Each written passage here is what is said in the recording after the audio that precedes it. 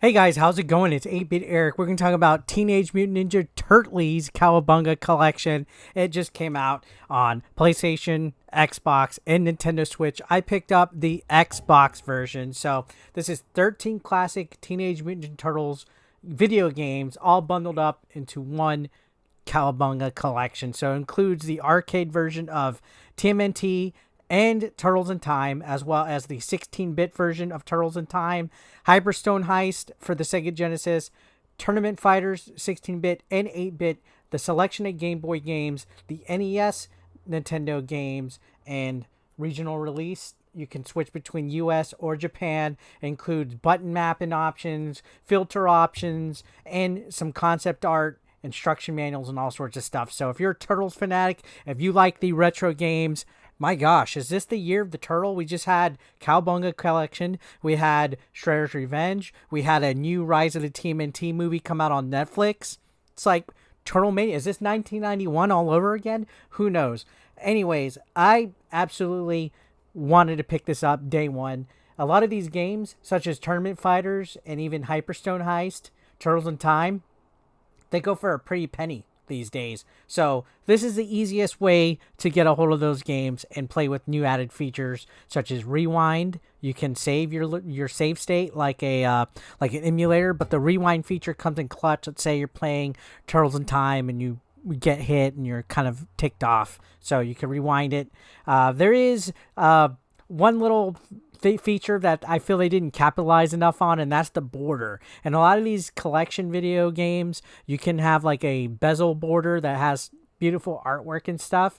Some of these games like Fall of the Foot Clan and even, Radical Rescue and Turtles in Time have fantastic artwork around the screen of the video game, but then some of them just really didn't take advantage of it. Like the arcade game really didn't have any kind of spectacular artwork on it.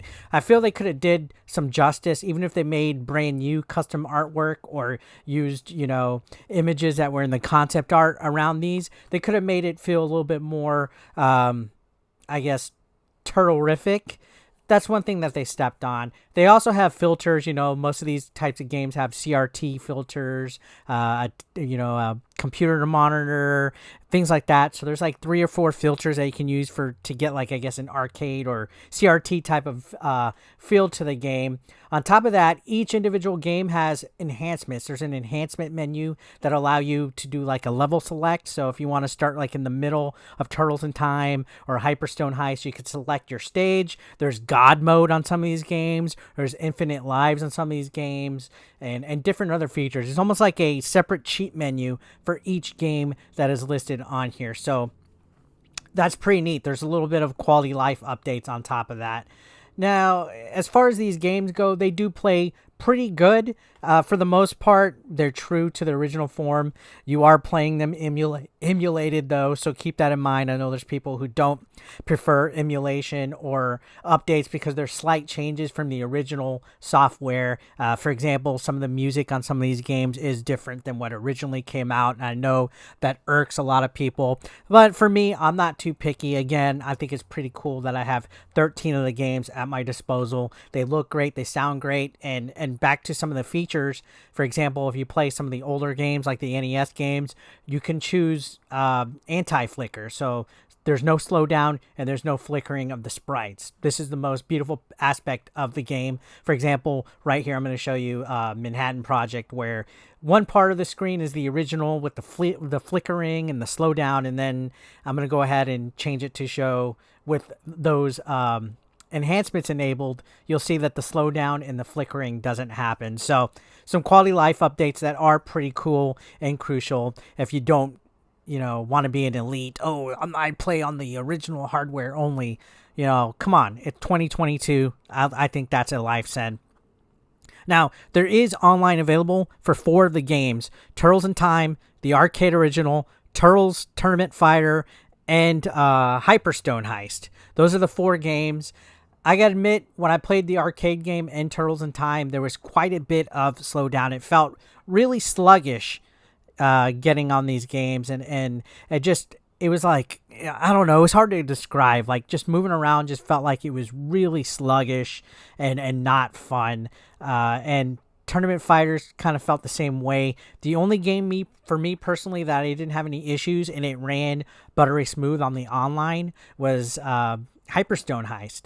That worked picture perfectly. But yeah, they have online for 4 of the games available on here, and you could just hop in and hop out. Kind of like with Streets of Rage 4, like how that kind of setup worked. I would have liked some of the games to have all online capabilities, but then you got to remember a lot of the older ones like the Game Boy and the NES games were just single player, so there's no sense in having online like that. But having Turtles in Time with online capability in the arcade game, the original arcade game, it was a nice welcome situation. Now, I don't know if maybe I just had a bad connection or something like that, but each time I tried to play the 2 arcade games, it just felt really sluggish. So I might go back later on and try to play them on live stream and see if they work a little bit better. Now, on Xbox, I could tell you there wasn't too many lobbies actually created, not too many people playing online. I don't know if this is because the Xbox community is a lot smaller or not, but it was really hard to find a game on Tournament Fighters online. So that kind of made me a little upset. I know a lot of people that are personally getting this game on the Nintendo Switch. So are all the players on the Nintendo Switch? I don't know. The one reason why I didn't get on the Switch, though, is because there's no achievements or trophies. I wanted to get my Xbox achievements, which most of the achievements, actually all the achievements, you have to finish the game. That's it. All 13 of the achievements are for completing the game. So there's no other achievements. There's no special like stage completion or anything like that. It's just finish the game, get the achievement. I would have liked to seen a little bit way more achievements listed for, replay value, whether it's like complete a game with 1 life or complete a stage or beat this boss or hit an enemy this many times. Like kind of like what Shredder's Revenge had. They had a perfect amount of achievements and trophies on it. Now, there are a lot of extras. If you go to the Turtles lair, there's a lot of concept art, including game boxes, which is kind of weird to see Nintendo license still in a game that's on Xbox and PlayStation. You can see the game boxes for the NES, Super Nintendo, and Game Boy games.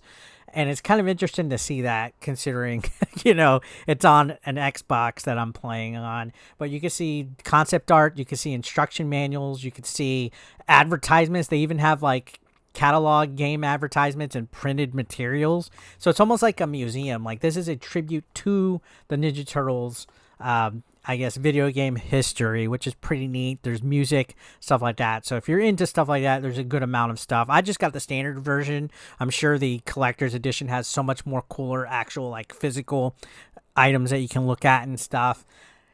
On top of that, Cowabunga Collection just features a good variety of the games. Some of these games haven't aged completely well. Like the Game Boy games are classic at heart, but let's be honest, they kind of do feel a little bit outdated, as does the original NES games as well. But it's really cool to still have them accessible and to be able to play them. To me, it doesn't get better than the arcade games, especially Turtles in Time, which has me the most excited to be able to play the arcade versions of these games online with people on my modern day console. It's the main reason why I got it. And for $39.99, when even Tournament Fighters on the NES alone is $100 plus, you can't beat that, which is why I'm excited to have Cowabunga Collection in my video game collection. So me personally, I might be a little biased. I might seem a little bit more, all of us are 40-year-old man children.